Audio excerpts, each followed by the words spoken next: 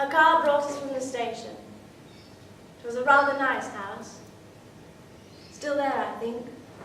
2 stories, long and wide. We were shown into the drawing room. Mrs. and Miss McCutcheon were seated on the sofa when we first arrived. Oh, the celebrated Mr. Parrish.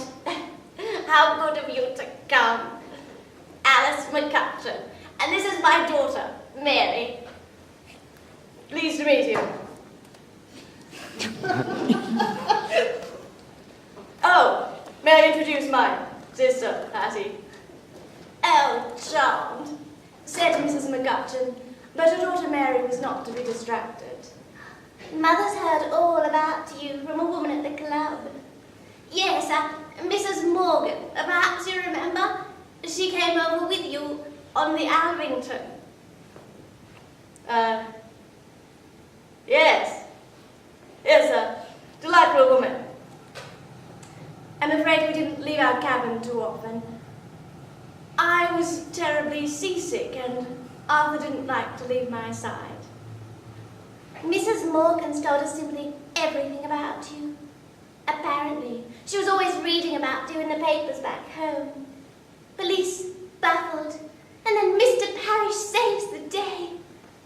Well, I have been of some occasional assistance to the official force, it's true. Don't be so modest, Mr. Parrish. We didn't invite you up here to prevaricate. Mary, get Mr. Parrish some tea. Mr. Parrish, come and sit by me and tell me all about it. You must be frightfully clever. Arthur sat on the sofa between our 2 hostesses, while I was left to fend for myself on one of the additional chairs. I went to sit on one of the nearer ones, but, found it unexpectedly occupied by a rather large, florid-faced man in a tight grey waistcoat. On the side table next to him was a brandy decanter, and there was a glass in his fist. He seemed to be asleep. Oh, Joseph, really? What? Ah, guess you're ready, eh? Oh, don't mind my brother-in-law. He doesn't have the manners that God gave dogs. Come now, Joseph. Offer your chair to Miss Parrish.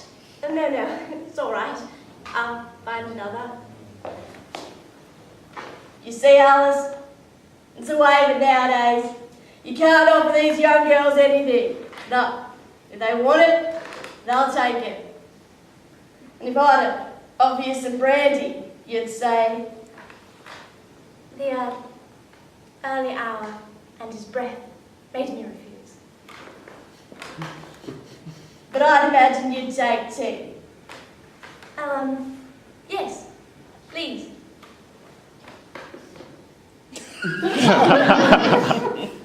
Well, don't stand on ceremony. There's a tray, take it. It's a way of it with girls these days. Yeah. Have some sugar too while you're at it. Oh, Uncle, do shut up. Come now, Joseph. Make yourself useful and go and find Charles. Here, he should be down by now.